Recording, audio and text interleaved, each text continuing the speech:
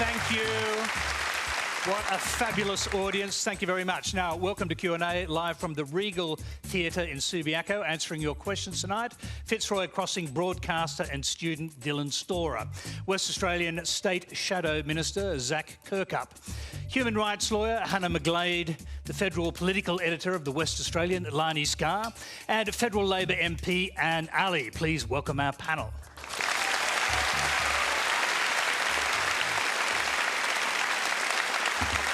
Thank you very much. Q&A is live on Eastern Australia on ABC TV, iView and News Radio. Well, let's go straight to our first question. Tonight, it comes from Sandra Bellini. Sandra. Good evening, Tony. 61% of Australians believe that the next generation will be worse off than their parents, which is bad news for Dylan Storer and Zack Kirkup, the youngest member of the West Australian Legislative Assembly. What is the reason for this? Why do we believe our nation will become less prosperous? OK, we'll hear from all of our... Thank you very much. We'll hear from all of our panellists on this. We'll start with Dylan. Go ahead. What do you reckon? Yeah, young people in Australia at the moment, I think... I'm really quite honoured to be a member of this generation at the moment. I think we're the biggest and most diverse generation of young people that this country's ever seen. Being involved with events from UN Youth and youth media, you know, young people are really passionate and they're really switched on, and I think that they can sometimes get a bad rap in the media. Are they pessimistic, Dylan? Are they angry with the older people who seem to have everything?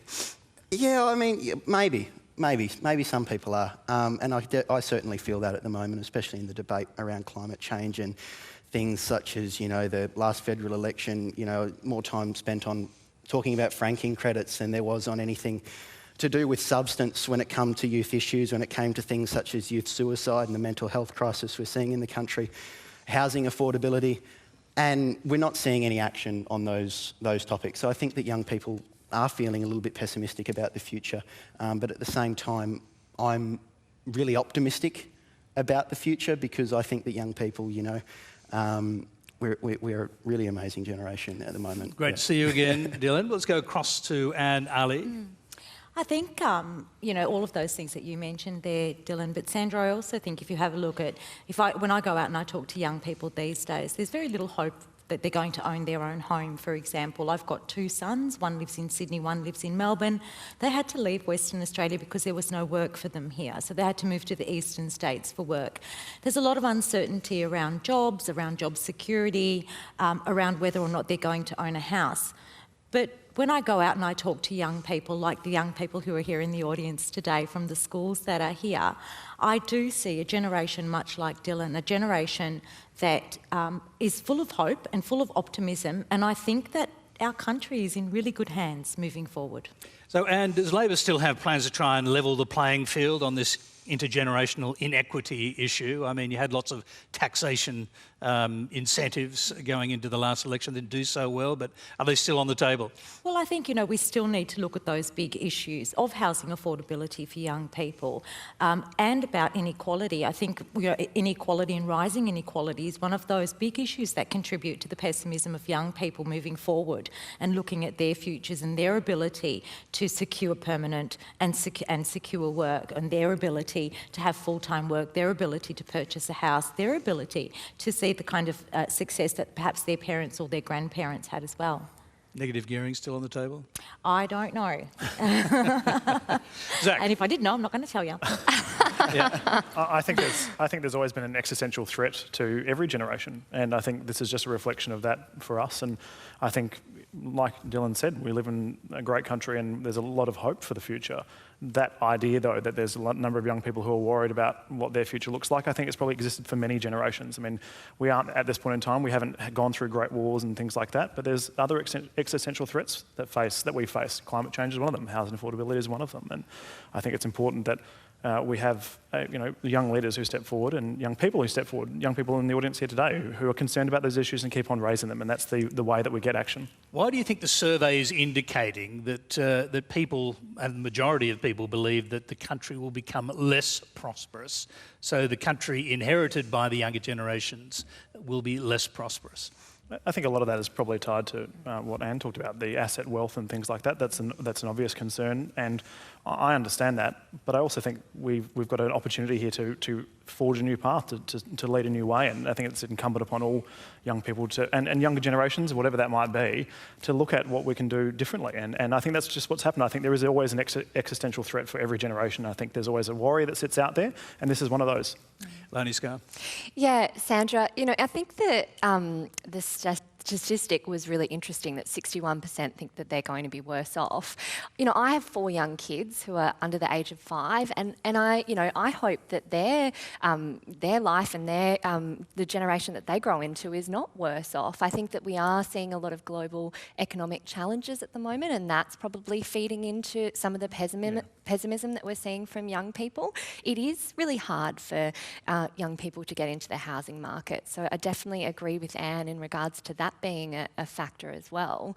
But I think we have to tell our young people, the people here in the audience today, and my children and everyone's children, that there are great things that they can go and achieve. And there are, it doesn't have to be that they're going to be worse off than we are. Hannah, how does it look from an Indigenous perspective? I'm just thinking about when I was at university, it was actually free education, and we were so shocked when education became something that was unaffordable. Education's been a key for Indigenous success. It's a real worry. My son's of a generation now where the housing market is quite extreme, that people are graduating, if they can, from university with big student bills. And I just think that, have we just not watched closely enough, and the inequality and a culture of inequality has grown, of course, for Indigenous people. That's a real issue, and we are seeing the gap is not closing, it's widening in many areas. We're going to move... thank you very much. Thank you. We'll explore those issues much more as we go along tonight. The next question is from Ryan Small. Ryan. Thanks, Tony, for coming across to Western Australia. We really appreciate you coming over here. Okay, that is not Ryan. You're not here asking a question. You've just jumped up, interrupting the questioner. So please, if you wouldn't mind, just sit down. Okay, there's no microphone on you, so no one can hear you. It's pointless. Okay. Okay. It's pointless. It's pointless. We can't hear you. There's no microphone. Okay. That's... Okay. Okay. Ryan, can we get you to stand up and ask your question, please? Thank you very much. Thanks, Tony. I'm 29 years old and I'm holding down 2 jobs to pay off a shoebox house I built through Keystart Loans 70 kilometres from where I work in the Perth CBD. Right now, I may well have negative equity after 3 years of mortgage repayments, and I'm one of the lucky ones to even be on the housing ladder. So my question is, what was it like not having to worry about building equity through repayments when houses could be relied on to continually increase in value? Thank you. Well done, Ryan, for asking that under difficult circumstances. Thank you very much.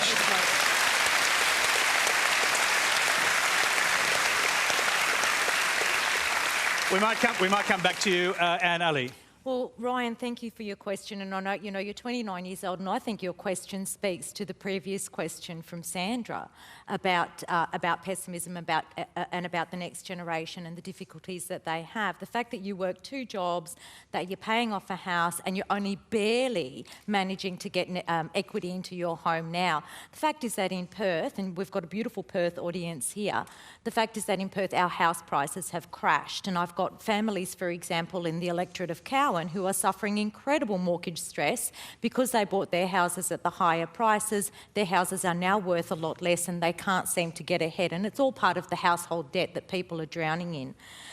When I bought my first house, I was in my 20s. The house was about 3 times what my annual salary was. And the interest rates, I remember back then, were 16%. Was the interest rates. I couldn't keep that house. I ended up having to get rid of it. But I look now at the prospects of people like my son, who's also 29, being able to purchase a house. And I know that the house prices now are more than, 6 times the average salary? More than 6 times the average salary? I think there are many people in your position who are trying to make ends meet, who are working more than one job, but cannot get ahead because of that equity in their homes. I don't know what to say to you, other than to say that we need something to look at housing affordability, that the cyclical nature of housing as well, housing prices, is something that that will hopefully one day work in your favour. At the moment it might not be working in your favour, but that hopefully one day will work in your favour. And that I understand the pressures that are on you. I understand the pressures that are on families. I've been in that situation as a single parent raising my children, on Centrelink benefits, by the way.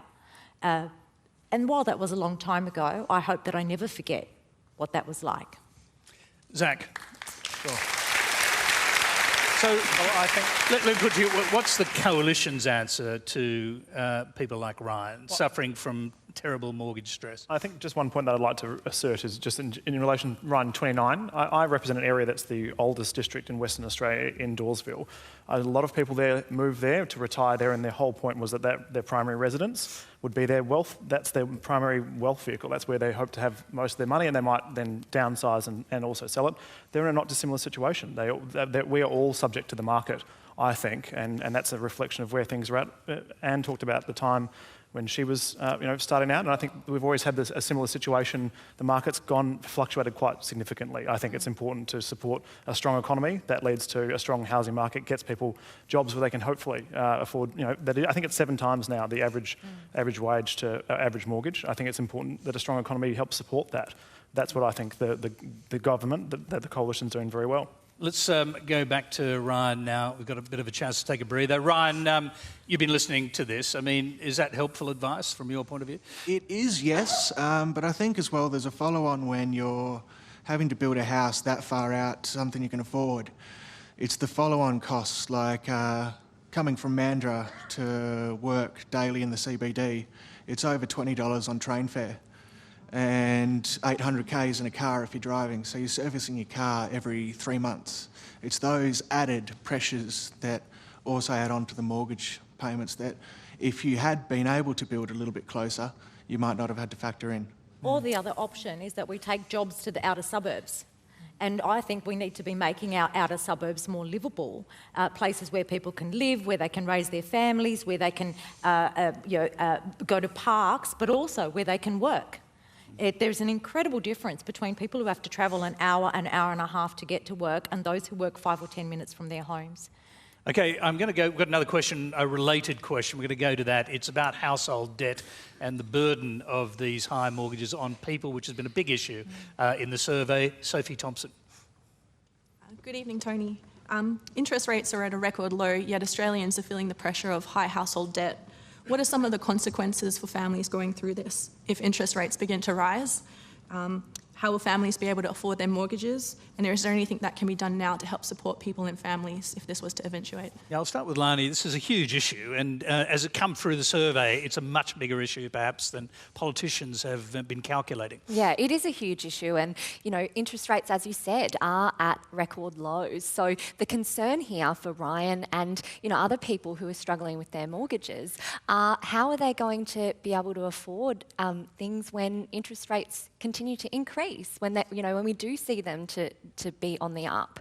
And I did a story a while ago about the stress that people were facing in relation to childcare. So many people, 40% of people, were paying more than their mortgage on childcare costs. So people are copping it from so many different areas, and I think we do really need to look at how we can help everyday Australians with the costs that they're really struggling with, because eventually we will see interest rates increase again.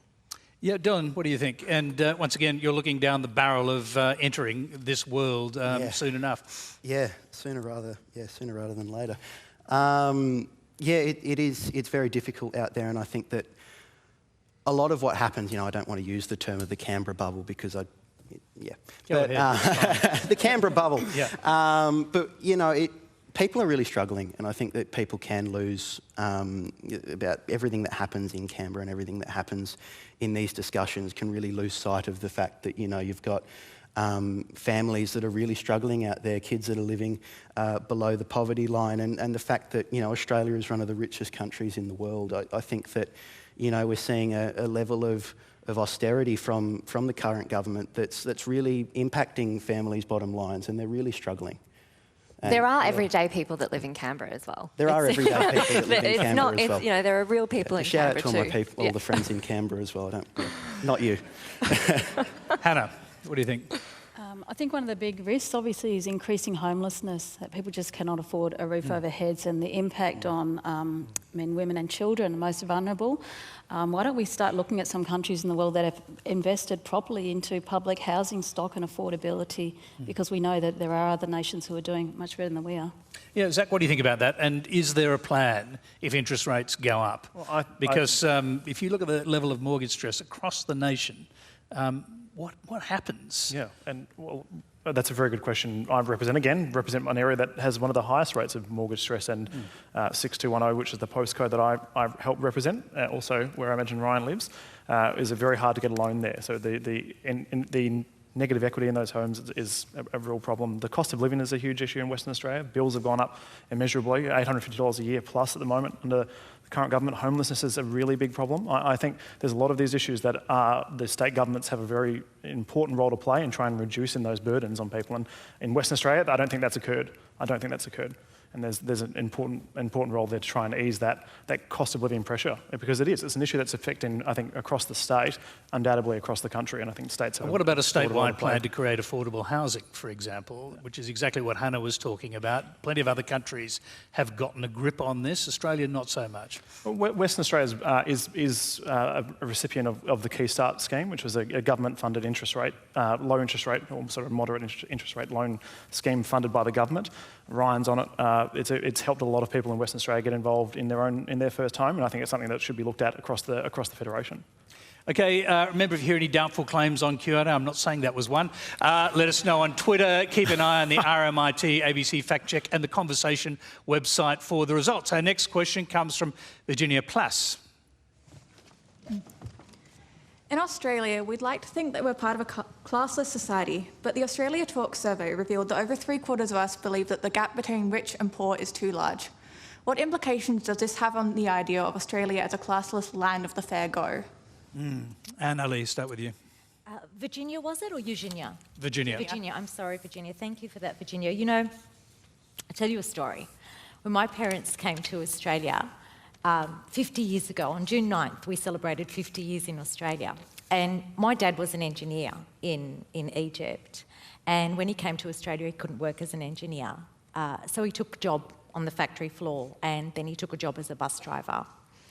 And, you know, that was a real blow to my family because of the status of it, you know. And I remember growing up, my mum and my dad would always say, you know, in this country, we're all equal. In this country, the bus driver is the same as the engineer, right? And that was their way of kind of saying, yeah, we had to make this sacrifice, but it's okay because in this country there's equality. And I guess that's kind of why I grew up thinking and believing, really, that equality and inequality in particular, was one of the things that we should all be fighting against. You know, the thing that 3/4 of people believe that the gap between the rich and poor and that gap is getting bigger, I think is really telling. And I think the first thing that we should be doing is raising New Start. I think the fact that New Start has been...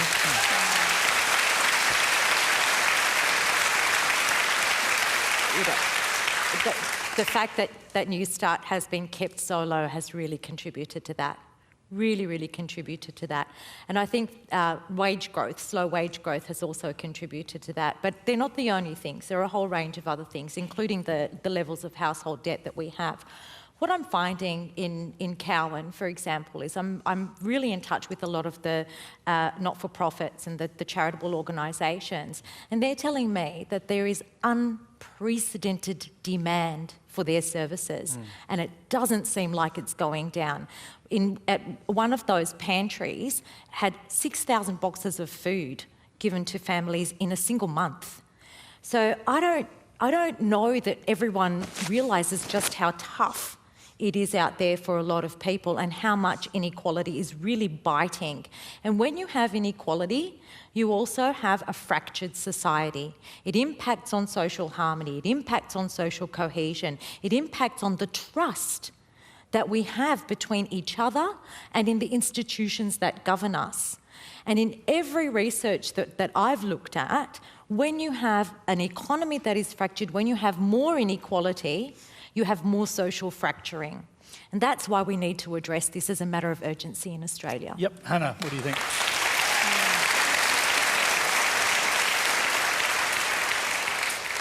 Well, we have had this myth of, the equal world. Aboriginal people certainly haven't subscribed to. When I grew up, we knew poverty, we knew homelessness, we knew police marching into people's homes.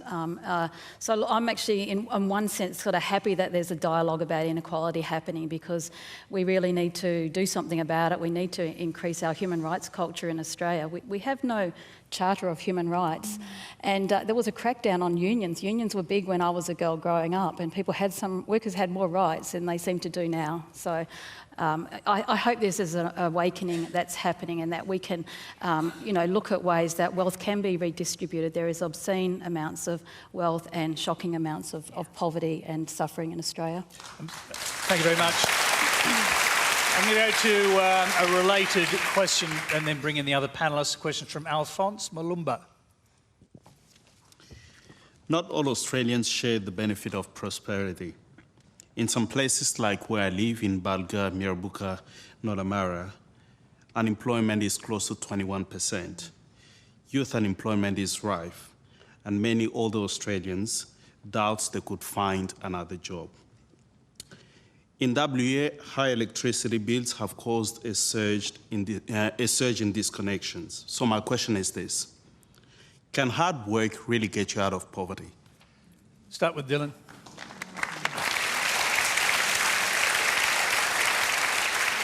It's been a big debate, this one, hasn't it? Yeah, it's a really big question, and I think, we have people that are really struggling out there.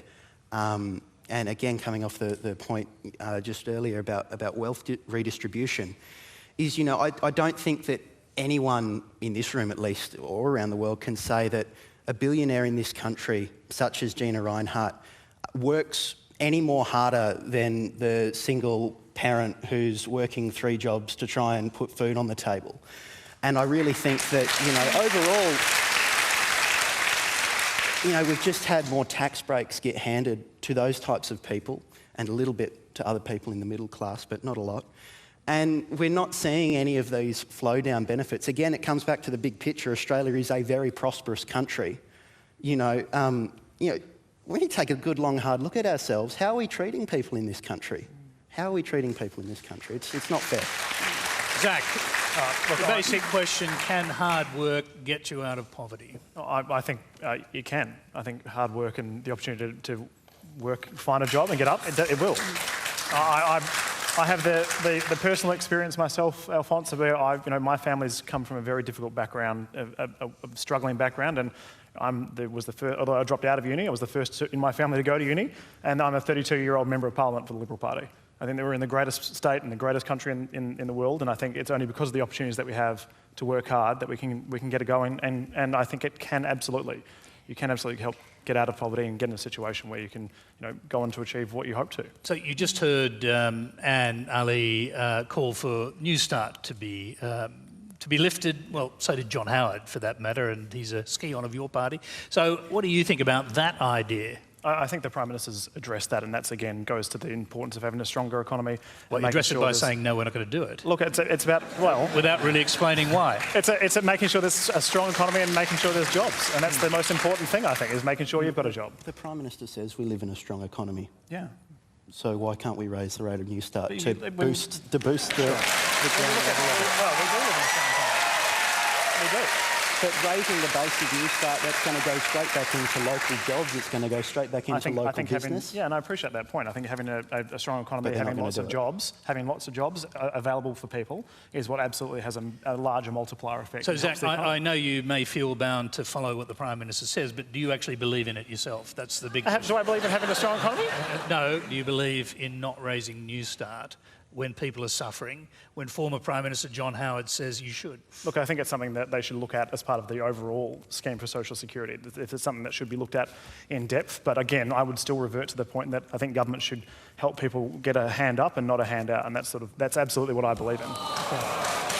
Hannah, sorry, you've got to let people have their opinions, folks. Okay, Hannah.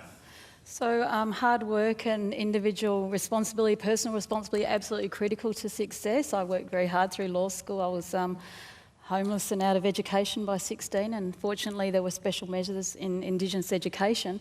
At the same time, there is structural inequality. There is wealth that is handed from generation that makes it really easier for certain wealthy sections of society. So we can't talk about hard work, personal responsibility without addressing structural inequality. That's right. Do you think this survey that we've just seen is it sort of belling the cat on that issue? I mean, it's not something we talk about with figures around it. Now we can.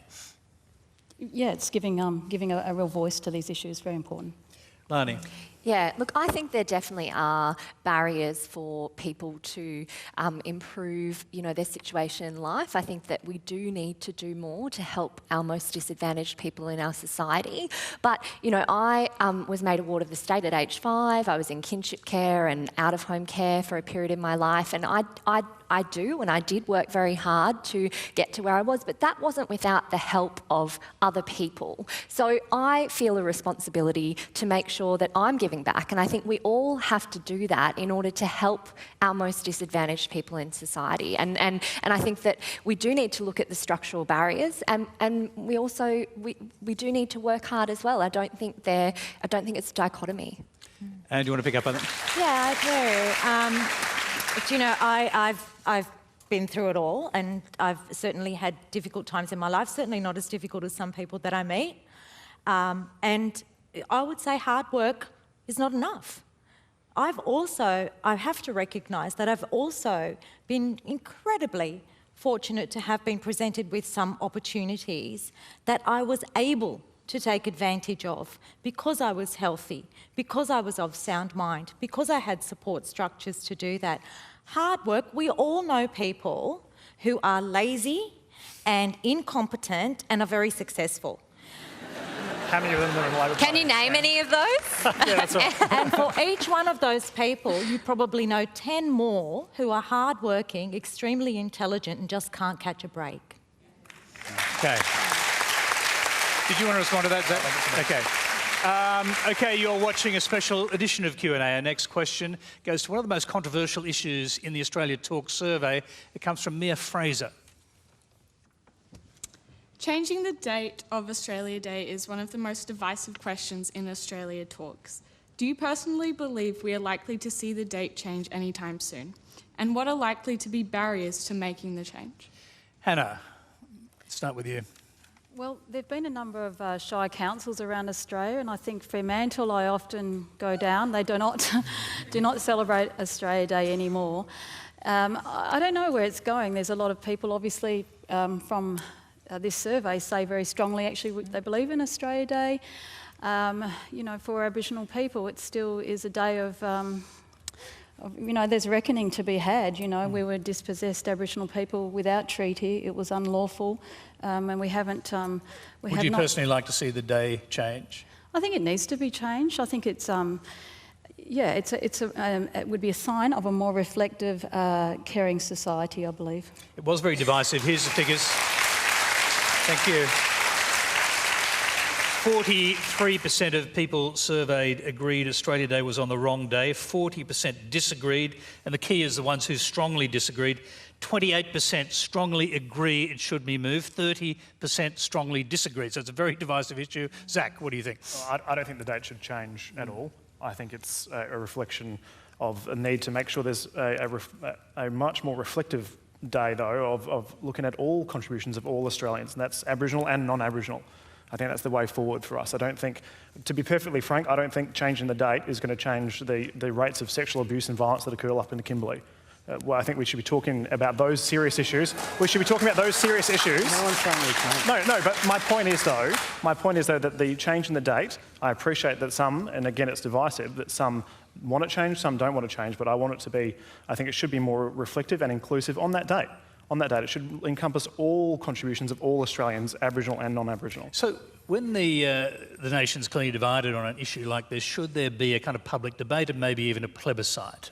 For example, you decided that was or your side of politics decided that was a really good idea on same-sex marriage. I just wonder if democracy demands, in the same way, that people should get to vote about this. Well, if that's up to the community to create that organisation, if that's what they want to do, and start that conversation. I think at this point in time, I think there are more pressing matters that should be attended to by government, like those issues that I just spoke about. Sure. Dylan.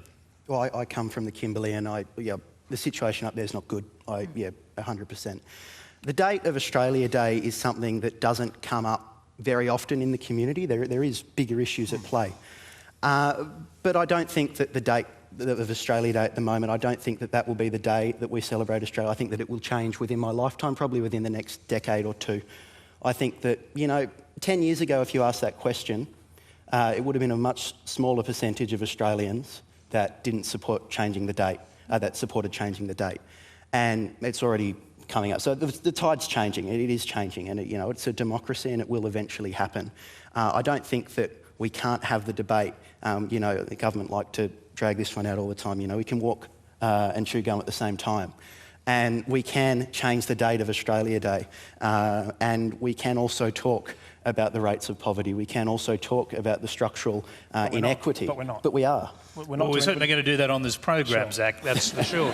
Lanai, what do you think? I think that, there obviously are people who do feel hurt by the date of Australia Day, and there are people who feel very strongly in support of Australia Day remaining on the same day. I think we need to have a respectful national conversation about it. I think, as the stats in the survey showed, people are passionate on either side. So I think we just need to make sure that we're having a respectful debate about it,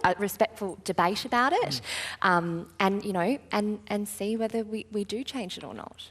Yep, and what do you think? Were you surprised, by the way, that it was so finely balanced? Yeah, I was surprised that it was so divisive, because I think that, in the public sphere, you mostly hear about on certain sections of the media only those who are opposed to changing the date. You don't really hear that level of support for changing the date. I just think it's really sad that we are a nation where Aboriginal people are hurt and are hurting when we celebrate this day. I think we need to have the conversation, but I don't see a willingness to include the voices of our First Nations in conversations about whether it's about Australia Day or whether it's about those big issues that you're talking about, Zach. And yes, absolutely, they're big issues, but like Dylan said, right now, this is hurting our First Nations people. If we want to heal as a nation and move forward as a nation, we cannot possibly do that without addressing this hurt. I think there are sections of the media that, that do include other voices. So I agree with you that all voices need to be... Maybe I'm reading just one section of the media too much. You should be reading the West Australian more. But there are sections of the media that do include all voices. Okay. All right, let's move on because we've got a lot to cover. The next question is from Philip Pinto. Philip. Thank you, Tony, and the panel. Hi, Lanai. I read your columns in the West, and I find them riveting and discerning. I'm a baby boomer, and I believe responsible for half the problems in the world.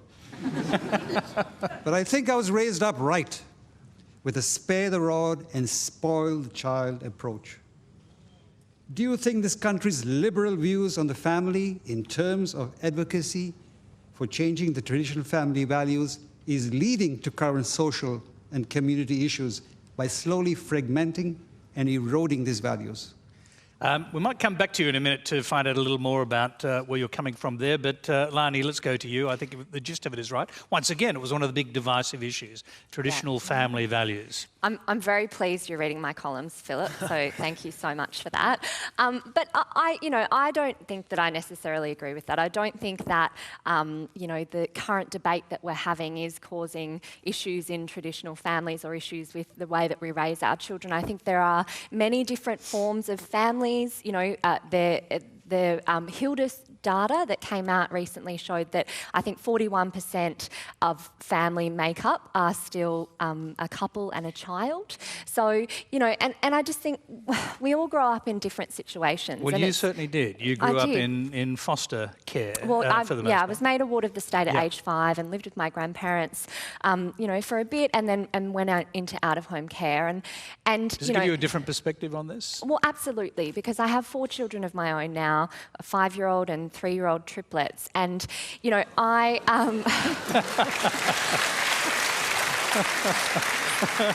A round of applause and possibly a medal, but anyway, go ahead. Maybe just some more sleep.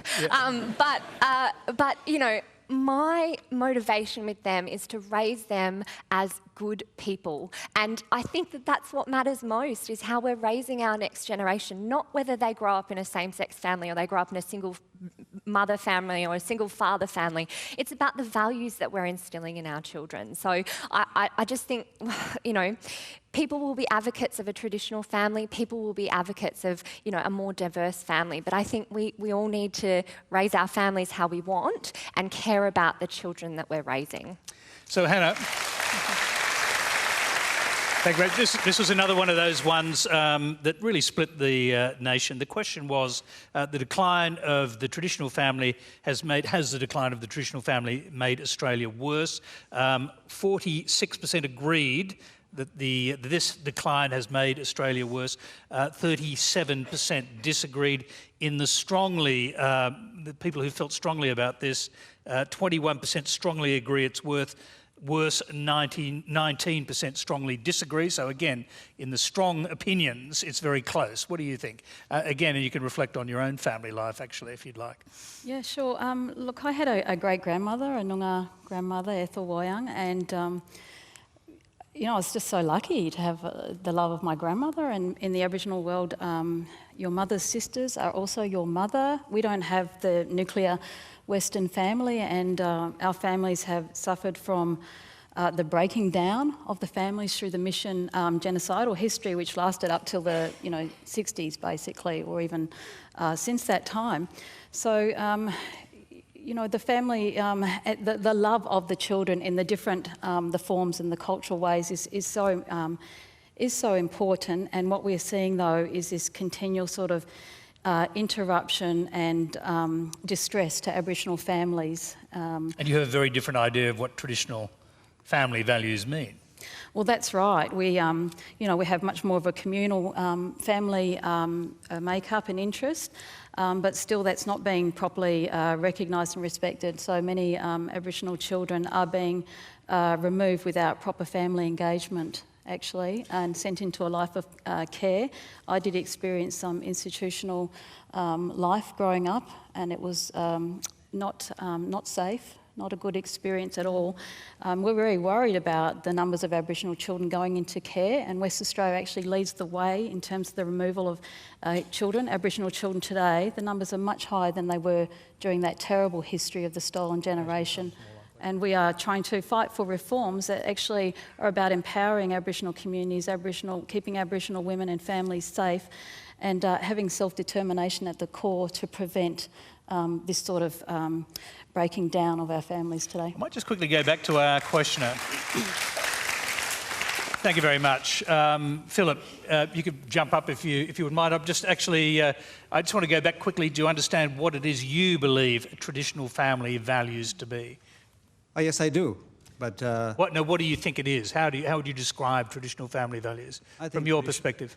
Traditional values, family values for me would be something that's values that are more characteristic of a family that's more cohesive, and also a bit of discipline.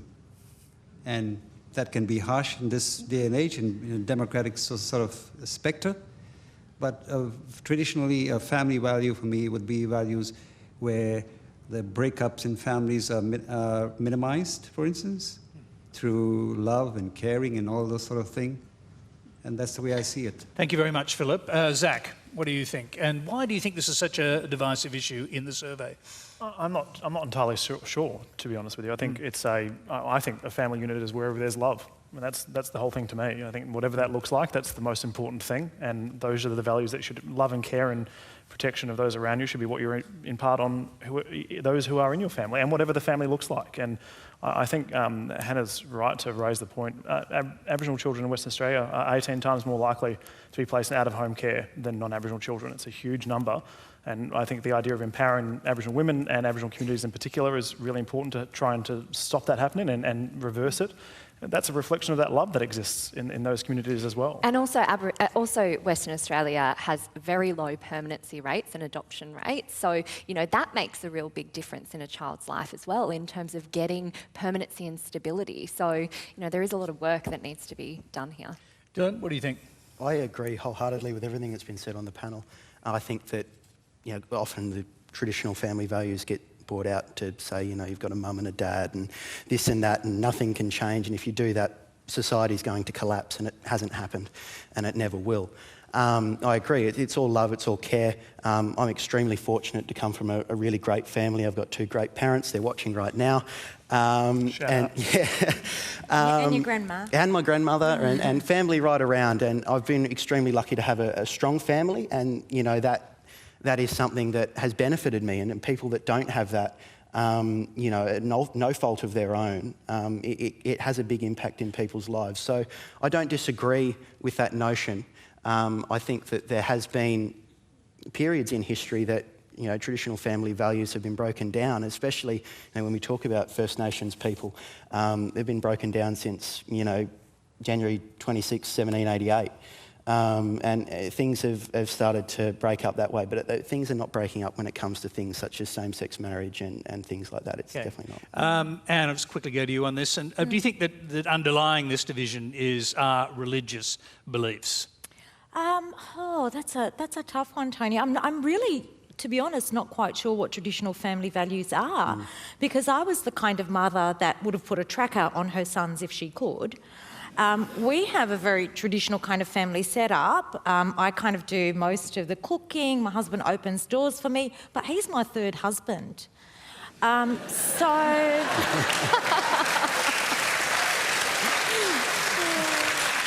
But I did good the third time, Tony, just let me say, because he's just sitting there. So I'm not really quite sure what traditional families are. I think these are very fluid concepts, and they change with generations, and they change with even as traditional religious values change as well. I mean, we've seen that with the church. Some churches now becoming more accepting of marriage equality, performing same-sex marriages and so on and so forth. So, I think these are fluid concepts, and that we should be prepared to talk about them in fluid ways as well. Okay, you're watching Q&A. We're talking about the big issues, the ones that matter to Australians. Our next question comes from Peter Simons. Thank you. Dylan, you come from the hot northwest, and you will have seen the way that climate change is belting the wide brown land, the wide brown hot dry land that we love living in. Currently, politicians are abusing each other about bushfires. If you were Prime Minister and were dealing in a country that wants leadership on the really big issues, how would you handle the politics of the bushfire emergency, the drought emergency, the extinction emergency, and how they relate to the climate emergency? Now, Dylan, if you were Prime Minister... I think we're leaping ahead a little bit, but that's okay. I'm sure you've got ideas on these subjects anyway.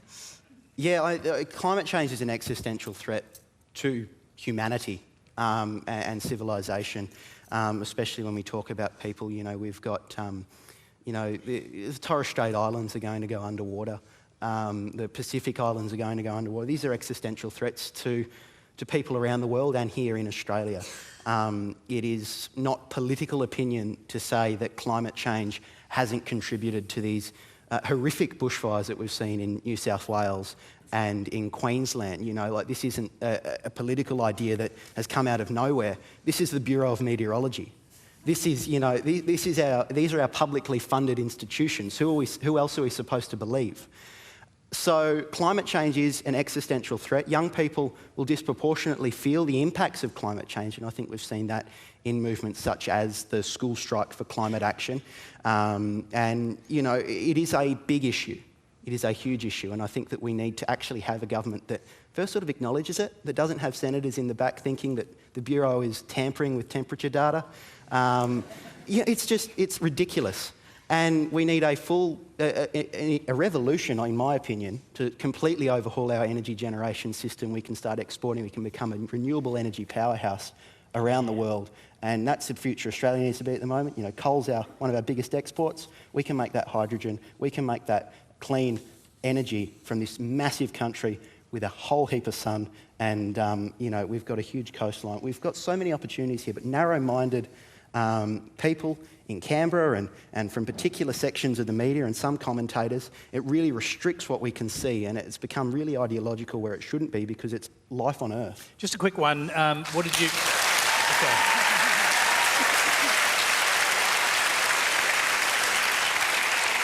I knew I'd have to be quick to get that question in. Just very briefly, though, what do you think of the debate around whether or not you can talk about climate change while the bushfires are happening, while people are struggling for their lives and trying to save their properties, which was the essential political argument from both sides, both of the major parties anyway? Yeah, I think that you can have extremes on both sides, and you do need to be sensitive because people have just lost their lives and people have just lost their homes.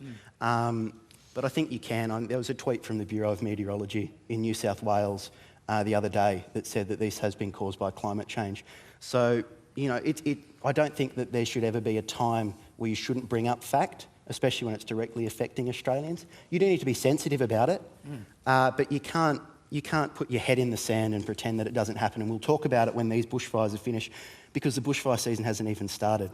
More bushfires are going to start. More people's lives are going to be lost, unfortunately. There's going to be a huge refugee crisis due to climate change. And, you know, we've got a government that's, you know, our emissions are continuing to rise. It's kind of disgusting. Zach, so you're a young politician on the Conservative side of politics, still plenty of time to create your own opinions and to make your mark if you want to go a different path to some of your colleagues. What are you thinking about this? You mentioned climate change earlier. What do you think about the debate around it during the bushfire season, for example? Well, I think distinguishing it from the season itself, because you're right, it hasn't started, and especially in Western Australia, I think we're a week or two away from it kicking off. But I think the comments when there's people literally fleeing their homes and communities are under threat, when there's an active fire ground like that, I think calling the government things like arsonists is probably unhelpful. And ultimately, what we should be doing is making sure that people are focused on getting out of that situation, so we make sure they leave those areas safe and that there's a recovery put in place. It doesn't mean that we have to have a conversation, you know, just in winter. But what it does mean is that those comments shouldn't be insensitive, and at a time when it's done to maximise political impact and ultimately I think actually does whatever cause or whatever sort of misguided perspective they're having, it doesn't actually help them at all. I think we should make sure it's a conversation and whatever that looks like with, you know, dignity and discipline, but it doesn't need to happen when people are literally fleeing, you know, got their go bag and out the door and running from a fire. Now, Dylan referred to big ideas, and one of the big ideas, I think you were actually borrowing from some of what Ross Garner, the economist, said on this program last week, and has been saying that Australia could be a renewable energy superpower if it chose to be, and it could use clean energy to start processing metals. So in Western Australia, for example, where you send huge quantities of iron ore to China, if you use renewable energy in this way that Garner was envisaging, you could be sending processed metals, steel, back to China. Would that be a good idea? And is that the sort of thing that requires major leadership from the very top of government at the federal level? I think it doesn't necessarily require a top-down approach. I think it requires all of us together. It's a shared responsibility. To me, I represent, again, I'm going to keep going back to Mandurah. Mandurah has the highest rate per capita of solar panels on the roof. My district firmly believes in the idea of renewable energy. I think we should see much more of that take place across our cities. And yeah, I think there's a good opportunity to diversify our economy, and that might mean having smelters here and put in form steel back up to any export market, whatever that looks like. I think there is absolutely an opportunity for cleaner energy. I think all of us want a cleaner planet. There's no one. I don't think anyone disputes that. I think there's the idea of the renewables and what that looks like in Western Australia.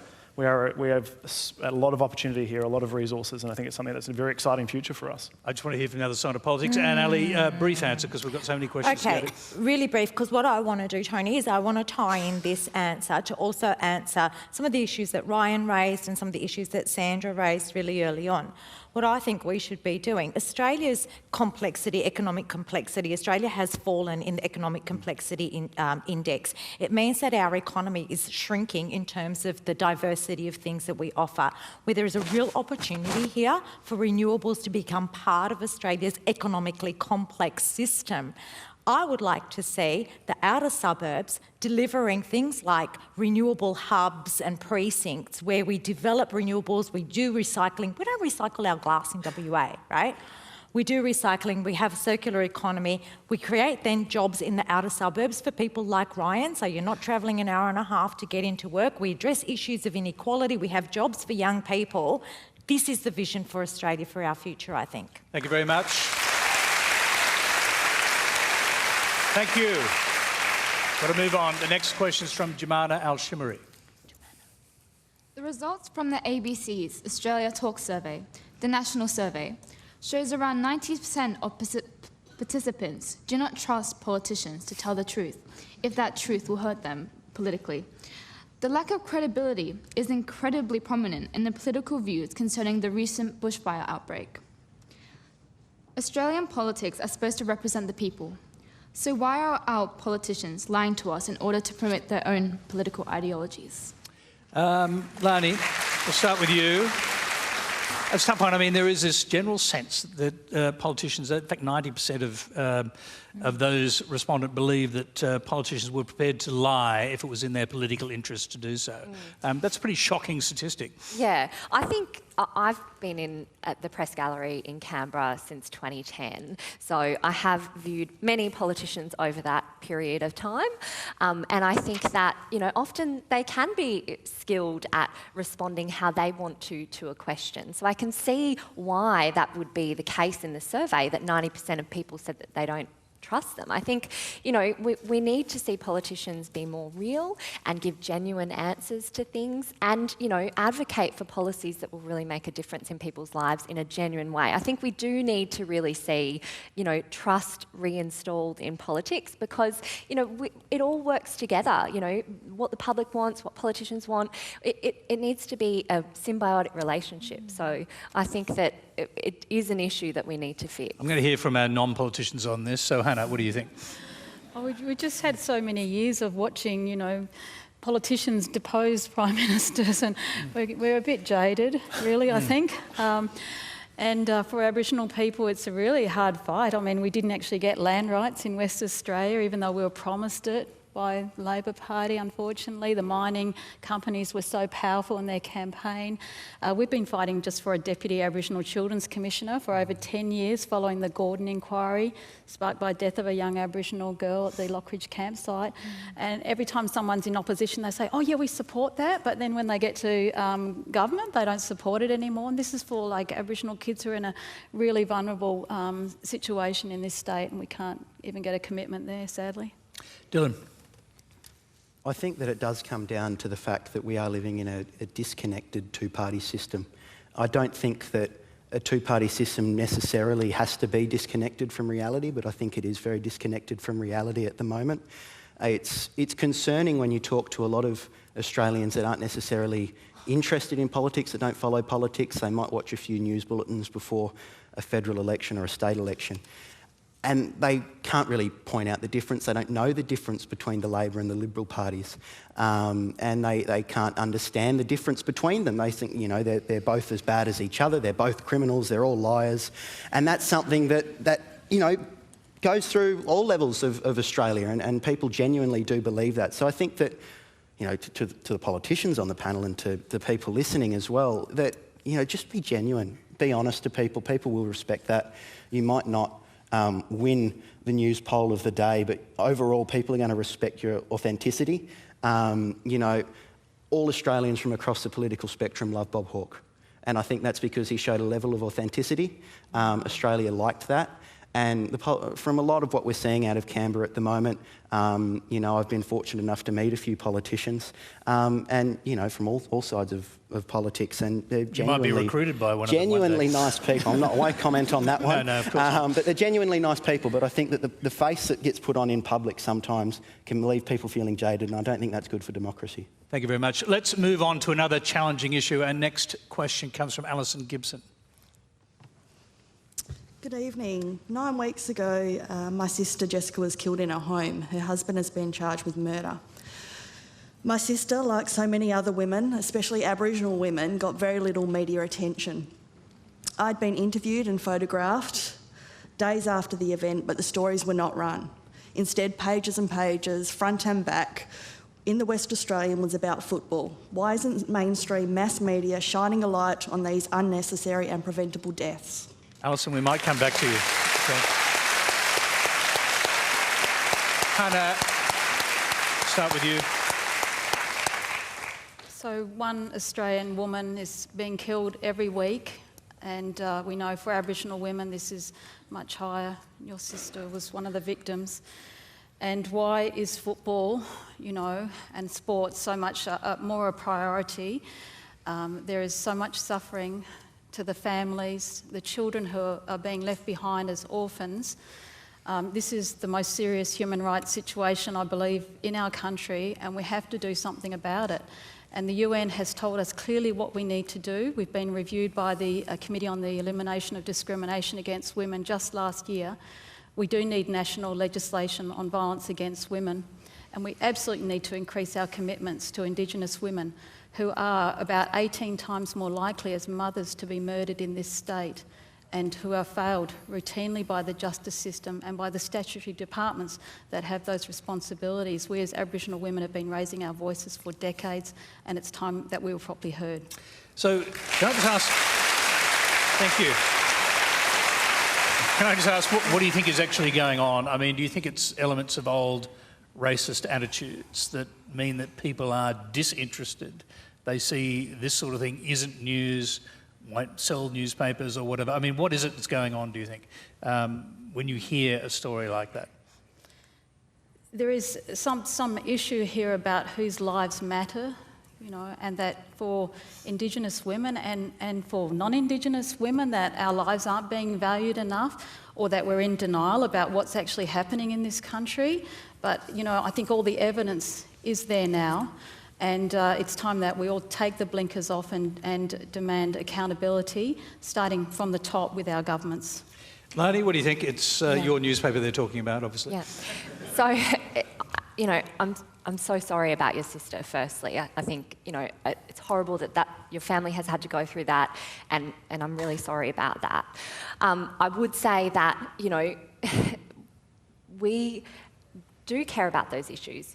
We did a campaign, Kill or Be Killed, where Annabelle Hennessy, wrote on the case of Jodie Gower, and that resulted in her being released from prison because she was subject to domestic violence. She was jailed for killing her partner, which was deemed to be in self-defence. So, through the vision of our editor who backed that campaign, we really shone a light on that. And I think that you are right, that there does need to be more of those stories in the media. As we have heard the statistics, there is one woman that dies every week from domestic violence, and personally, I mean, that's something that I really care about and have reported on a lot. So, I think that, like I said, it's horrible what is going on, and it's horrible what happened to your sister, and I think that I agree with you, we do need to report on those stories more, but I would draw attention to the example of some great reporting that we have had That in our is, newspaper. that's absolutely true. Hannah would like to respond to that. Yes, because I brought that case, Jodie's case. Jodie is my niece Kia's auntie, and I brought that case. I only found out about it late last year, and I brought it to many journalists, including Annabelle Hennessy, who finally raised it. But the fact is that Jodie had been in jail for over 4 years. She was an Aboriginal woman who'd experienced 2 decades of violence and abuse, and she had the most horrific and racist treatment by the criminal justice system that treated her as a perpetrator, that sentenced her to murder, a 12-year sentence with no parole, even though she had life-threatening health conditions. So it wasn't the benevolence necessarily of the West, but I'm ever grateful, as is Jodie, that the West campaign got on board. But we need to see it more often, and I agree with you, Alison, that there wasn't enough focus on what happened, really, and it isn't. I will go back to Alison because she put her hand up. Do you want to just jump up, Alison? Do you want to respond to that? Just that I think we need to start looking at community attitudes, and our country loves sport, but when we get more than 5 pages front and back about football rather than important matters like this, where I'm actually interviewed and photographed and stories don't get a mention, where vigils are held that attract hundreds of people and they still don't make the papers, I think something's wrong. Okay, we'll take that as a comment because we've got to go to our last question. It comes from, thank you very much, it comes from, we're running out of time, I'm sorry about that. It comes from Alyssa Lovering. The Australia Talk survey found that 70% say they have not personally experienced discrimination. Perhaps a more telling question would have been to ask people if they have personally witnessed discrimination. What do you think people should do if they witness discrimination? Zach, we'll start with you. I think you probably wanted to pick up on the last question as well, so go ahead. If I can, and obviously I have to say, Alison, I'm very sorry what happened to Jessica. That's a horrible thing, and appreciate you raising it here on this platform. There's not a person in politics, regardless of the side, and indeed in the media that I've met, that is not something that this is not something they don't care about. They desperately care about this and want to try and make the world a better place. And there are committed journalists, I think, at Lanai talked about the West. There's committed journalists in the West that I know about who absolutely worry about this, and I think it's a reflection of the work of Dr. McGlade, but others who want to make sure they raise the profile of this issue. We do it in Parliament on a regular basis, so I think it's really important that we keep having those conversations and raising that. It's vitally important. And the question that was just raised, discrimination, I think it's important to call it out. Okay, Dylan. Exactly, call it out. Everything, especially when it comes to gender discrimination, and especially when it comes to being in a privileged position, if you are a white male, call it out when you see it. People, so often will say derogatory comments off the cuff, and if you just ask them, why do you think that? They'll all of a sudden take a big step back and go, whoa, hang on. It makes them think for a second, and it makes them think, and it makes them question themselves. So I think genuinely speak up, because it happens far too often in this country. Gender discrimination, race discrimination, discrimination based on your sex or your gender or your sexuality. And it is wrong, and it is up to people that are in those privileged positions, unfortunately at the moment. We do need to speak up, especially around our peers and around our mates, because that's where a lot of these attitudes fester. And if someone brings up that attitude and it's not countered and it's not challenged, there's a perception that it is normal, and it's not. Thank you. And Ali.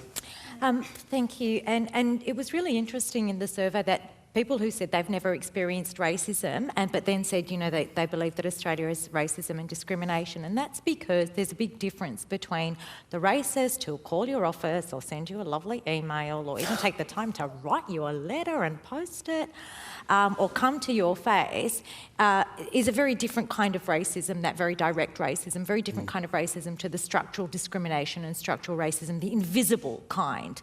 That comes back to the questions that Alphonse was talking about opportunity and hard work and all of those things.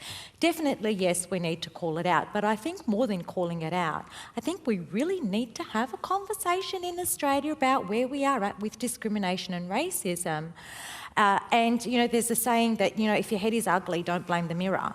So it's really, it's really hard. It's really hard to be introspective about the ugly parts of us, the ugly parts of our society, the things that aren't so nice. It's difficult. It is difficult to be introspective about that. But you know what, Australia, we need to move on as a country. We need to heal with our First Nations people. And we cannot do that. We simply cannot do that until we really address structural and direct racism and discrimination. Okay, Lanai. Yeah, look, I agree, and I think that we do need to call it out and we do need to have more conversations about it. You know, I would draw everyone's attention to a story that we did the other day on Sue Lyons, the Labor senator, and her granddaughter, who says that she had been experiencing discrimination. So I think we need more stories like that as well, and we need to tell the stories of people who are experiencing discrimination, because I do think that it does occur a lot more than we talk about.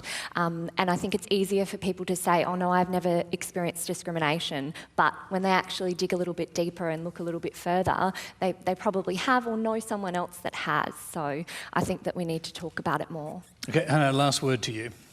Racism is really, it's killing Aboriginal people. Let's be honest, there are Aboriginal people who are dying at the hands of police. They're dying because they can't get treated in a hospital when they're really ill. Aboriginal people are experiencing some sort of, you know, subconscious or stereotyping racism. It's just become so prevalent. People are talking about it. Again, this has been a big issue before the United Nations. We've been reviewed by the Committee on Discrimination, who has acknowledged that it's on the rise in Australia and that we don't seem to have national policies that are properly resourced to have the conversations, and we have a constitution that is bereft of protection. If anything, it possibly allows discrimination to happen. So we have a lot of work to do. Very briefly, police killings, deaths in custody, all those years after the Royal Commission, still happening. It's shocking, you know, we're 30 years after practically the Royal Commission into deaths in custody. When I was a young person, Aboriginal men were dying at a weekly rate. Now it's Aboriginal women being shot. The funeral for Joyce Clark, who was mentally ill, her family called 000 for help, and she was shot in Geraldton. We want answers there. We want answers for the death of Shadina Wynne in Victoria Park, who was tackled and manhandled by the police violently before she subsequently died. We've had a historic apology, but we're not talking about human rights training for the police. Even though we've actually got an offer from the United Nations Human Rights Commission to do that work, everyone wants to go with the light stuff of sort of cultural awareness training. Well, that is not sufficient, and we have to, you know, really become more comfortable with a human rights dialogue and our commitments. We're a member of the Council now. Thank you very much, Hannah. That's all we have time for tonight. Please thank our panel, Dylan Storer, Zach Kirkup, Hannah McGlade, Lanai Scarr and Anne Ali. A big round of applause also for this wonderful West Australian audience. Go ahead.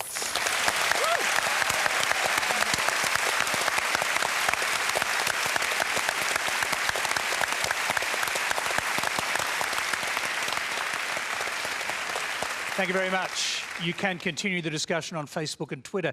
Now, next week on Q&A, we shift the focus to international affairs with the former US Ambassador to the United Nations, Samantha Power, the Labor Party's Shadow Minister for Education, Tanya Plibersek, Israeli parliamentarian Tamar Zandberg, the foreign editor of the Australian newspaper, Greg Sheridan, and James Brown from the US Study Centre. Until next Monday, good night.